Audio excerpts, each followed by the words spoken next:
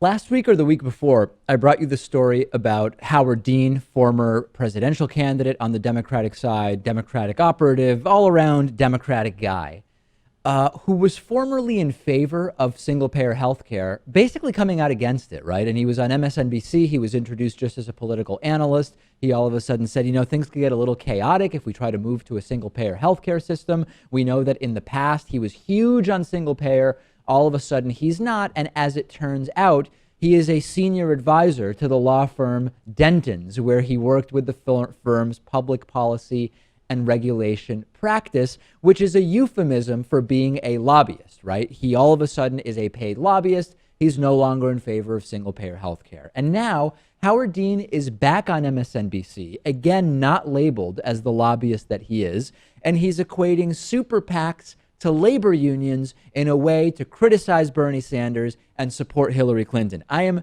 really, really not happy, Lewis, with this change that we are seeing in Howard Dean, which happens to be, causation and correlation are two different things, but all of a sudden he's a lobbyist and he's supporting all of these different ideas. Here he is saying, hey, super PACs and labor unions are kind of the same thing. Take a look. Was it a mistake politically to show herself to be so closely tied financially to the Wall Street This got mentioned on Morning Joe the other day, and I said, well, I didn't think she'd done this, and Joe went and found out, that she'd given speeches to colleges, for example. It turned out that money was either put up by donors and had nothing to do with the colleges, and a lot of it was given back to the Clinton Foundation, which is a major charity which has done great things for people all over the world.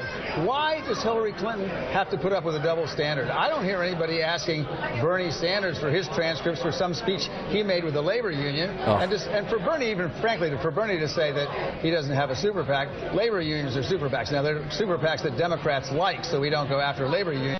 This is so ridiculous. A union-affiliated PAC can solicit donations from their membership, right? The working class, people working who are union members. It's not connected to these super PACs that are funded sometimes anonymously. They can take donations from anybody, including big corporations and even other PACs, as we've seen happening on the Republican side. One PAC, the Ted Cruz PAC, supporting a Carly Fiorina PAC, etc.